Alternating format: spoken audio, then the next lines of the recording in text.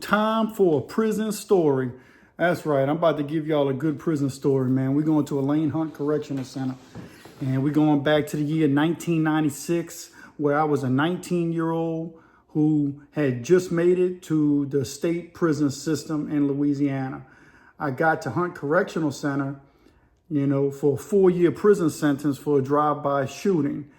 And at that point in my life, to receive a 4-year prison sentence on a drive-by shooting was a blessing in disguise, because that was one of the most brutal areas of my life where not just myself, but everybody I knew was slinging bullets around equal. We were spreading bullets everywhere, and we were doing all kind of stupid stuff. And it's by the grace of God, in my humble opinion, that I'm not doing a life sentence in prison today, or that somehow or another somebody didn't get me with their bullets, because they were definitely coming toward me. And as a 19-year-old with a 4-year prison sentence for a drive-by shooting, back then, drive-by shootings in Louisiana weren't on the same scale as drive-by shootings in, say, like Los Angeles. All the drive-by shootings in LA and California, they were, in all the movies, and they were glamorized on the movies and glamorized in the rap songs. And of course, drive-by shootings in the South had not caught up to drive-by shootings in places like Los Angeles, where the gangster culture took on a life of its own and a persona of glorification. By the time it comes down to the South, and by the time we're seeing drive-by shootings in the South, the state of Louisiana creates a punishment for drive-by shootings. And back when I received my prison sentence in 1996, the maximum sentence for a drive-by shooting, that means that you pulled a drive-by shooting, and that's just one part of the crime. Usually when they charge you and convict you for one charge, the police arrest you for multiple things. I got arrested for 4 counts of drive-by shooting, aggravated criminal damage to property. It started off as 4 counts of attempted murder because there were 4 people inside the house. Obviously, you plead down to, the lesser charges, which was drive-by shooting, and nobody was injured in this particular shooting that I was involved in. And the maximum prison sentence in Louisiana for drive-by shooting during this period was 5 years. So I received 4 out of the 5 years for my drive-by shooting. And at 19 years old, I get sentenced to 4 years in a state prison. I'll get to state prison at Elaine Hunt Correctional Center. And this is a picture of Elaine Hunt Correctional Center right here. When I pull up at Elaine Hunt Correctional Center, I know I'm in the big leagues now. I'm in state prison. Elaine Hunt Correctional Center in the state of Louisiana is the reception and diagnostic center for inmates, where they do psychoanalyzing and psychoanalysis of your persona. You go through all kind of vigorous tests. A lot of the inmates who are going through Elaine Hunt Correctional Center have been through the system before. But for me, and for a lot of other inmates, it's their first time going through the system. Now, if it's not your first time going through the system, and it's not your original, introduction into the Department of Corrections, then you already have a rap sheet. You already have a file folder that says who you are, what you've done, and the diagnostics that the certain professionals did on you, such as therapist and psychiatrist, to see who you were. And that's how they know where they're going to place you at, supposedly. I think it's all a crock of crap, in my humble opinion, because I don't think when they're doing these tests, people got jobs. The psychiatrists and the therapists, they all have jobs. They get paid by the state. It's a guaranteed check. They got benefits. They got 401k. They get paid vacation. And it's just a good job for them. Some of them get into corrections in the beginning, I think, with the intention that they want to help make society a better place. But over time, it's just like any other job. And correctional officers and the people who work inside the prisons that aren't correctional officers, such as the people who do all the psychoanalyzing, they just have this as a job. They got all kind of other stuff on their mind. So they go and do their 9 to 5. They go and ask you a bunch of crazy questions to try to see if you are or aren't crazy, so they know where they want to house you at. That's what they supposed to be doing at Elaine Hunt Correctional Center for the state of Louisiana. But in my opinion, it's just another money scheme for them to money scheme for them to grab money and to hold you and house you for a little while before a bed opens up for you at another prison. That's what I think it really is. And that's what it seems like to me.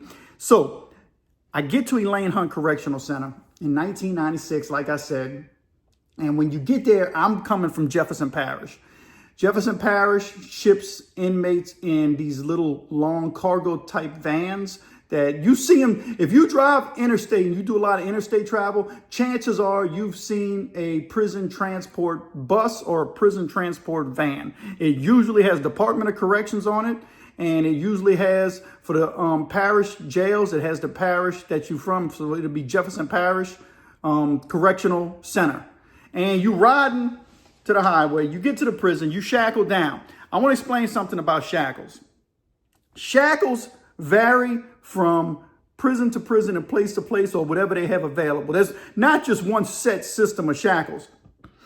Now, if you're in a cop car and you get arrested, chances are they're going to handcuff you and put your hands behind your back. Well, once you get to the prison system, you are going to go through a shackling system. And the shackles will go to the front, not the back, because they're not just going to, put handcuffs on your hand. That's not how shackles work. They put handcuffs on your hand, and from your hands, it goes down to your waist, and from your waist, it goes down to your ankles. So you are limited in your mobility on how you can move your hands. So your hands are kind of bound to your waist. You can only lift them about to your stomach area. You can't just do this with your hands, like shackles and move them around like this. Let's say you just got handcuffs on and you can move around. That's not how it works because you're shackled down to your waist. You can only lift your hands. So in other words, if you had to scratch, you would have to put your hand down like that. And you might not be able to scratch the top of your head. You scratch your face right there if you are lucky, because some shackles have what they call a black box. And the black box is even more limited on how much you can move your wrist, because the black box keeps your wrist like this. Just with handcuffs, you can still kind of do this, but the black box keeps them like this. You can't move anything because the black box keeps you from being able to bend your wrist in any direction. And supposedly the black box was designed by another inmate. That's right, an inmate. Supposedly, rumor has it, designed the black box and made some money on his design. So I'm at Hunt Correctional Center. I want you to understand the shackles because I'm about to tell you a story on one of the most brutal beatdowns I ever seen inside a prison. On just one-on-one brutal stomping.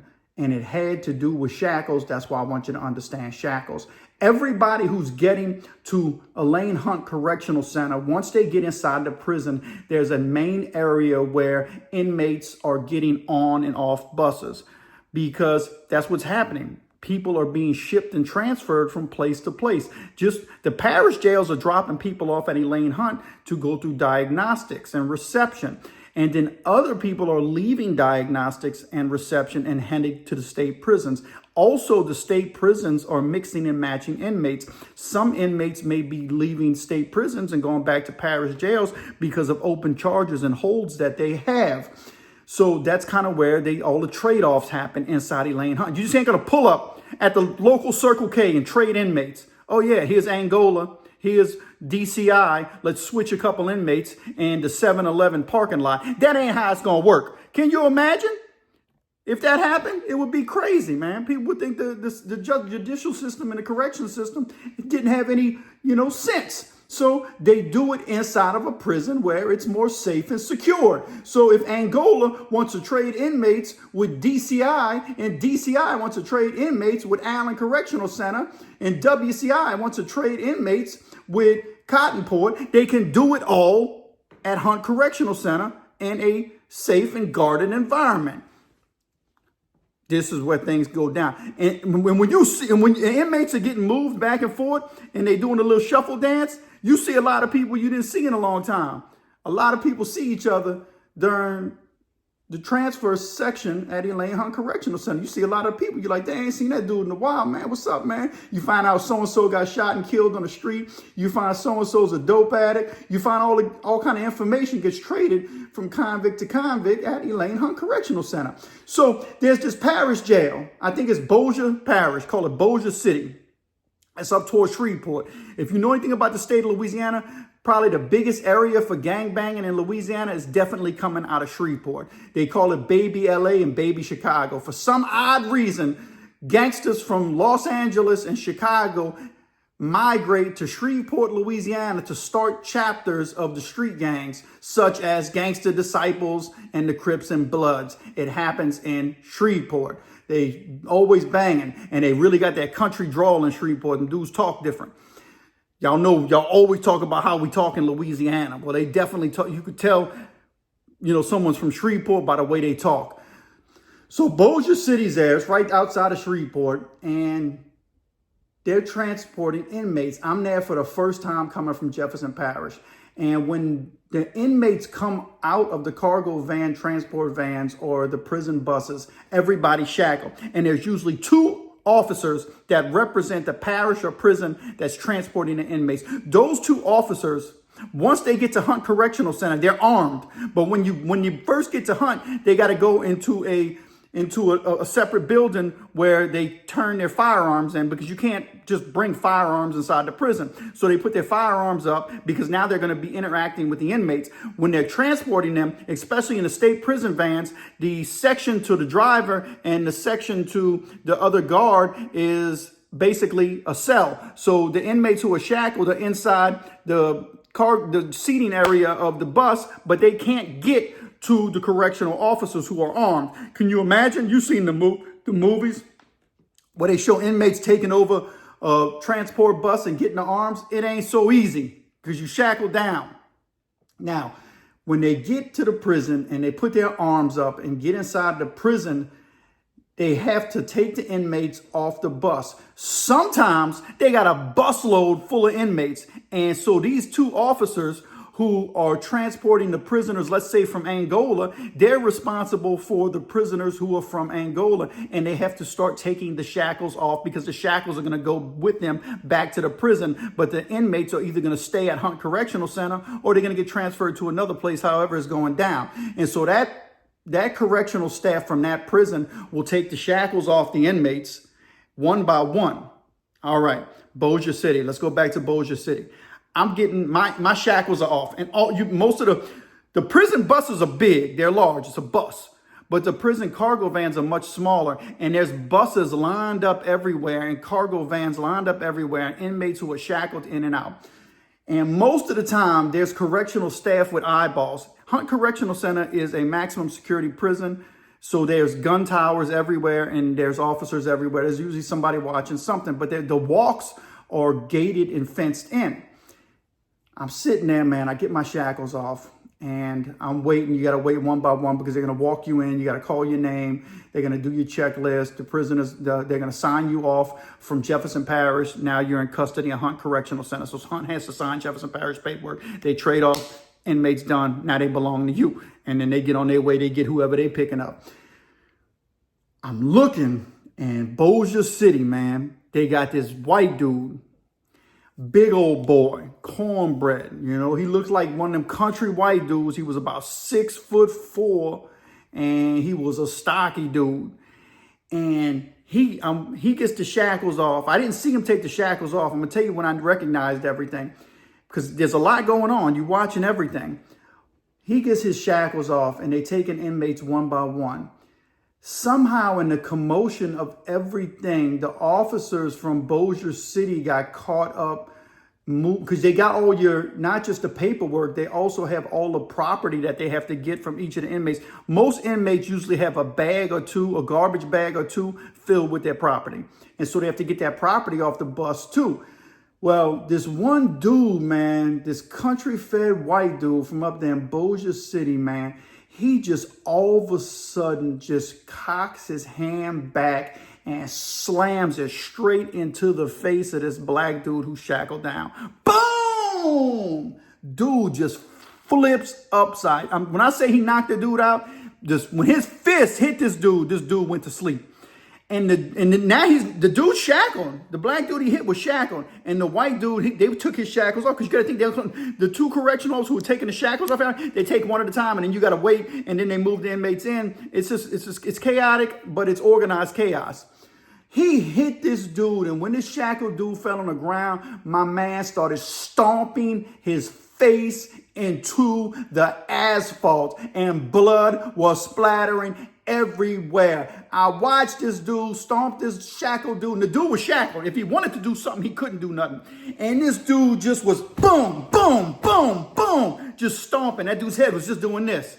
Man, I thought for sure he done stomped this dude's skull, and I don't know how this dude survived this stomping that I saw. He punched the dude one time and stomped his face with every other blow until them officers got a hold of him. He must have stomped the old boy's head into the concrete about 7 or 8 times before them people got a hold of him. And he was smiling, cheesed up from child. I got your punk ass, mother effer. You thought I wasn't going to see you again. I got you, B. And he was calling them all kind of names. And everybody's looking like, dang, what happened? I didn't know what happened. Most people didn't know what happened. Anyway, I wound up on the same tier with this dude, the white dude. Come to find out, and other dudes were talking about it all from Bossier City. So the Bossier City dudes knew. When he was in the parish jail in Bossier City, a couple of the gang dudes from out there in Shreveport, they from the same neighborhood, same gang, whatever, got into it with this white dude over something petty, and they jumped the living crap out of them on the tier they were in. And other dudes were saying, you know, the white dude was a big old dude. I can't remember his name. He was actually in a cell with another dude who I met from the feds who came to the state of Louisiana the back time. And this was I told a story about a guy I met from the Federal Aryan Brotherhood. This was that dude. He was in a cell with him.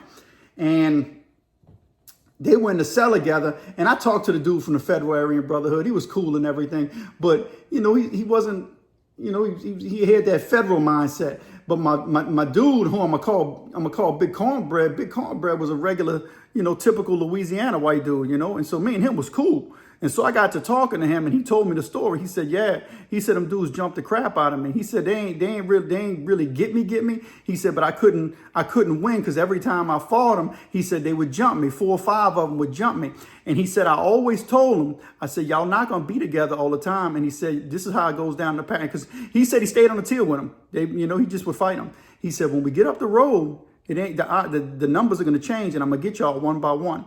Well, when they transferred him with one of the dudes who jumped him, and that was his moment to get his revenge back. And he told me that was the second one he got. He got another one inside the jail, a one-on-one with him, and he said he whooped him. He said, but his goal is to get all them dudes who jumped him back.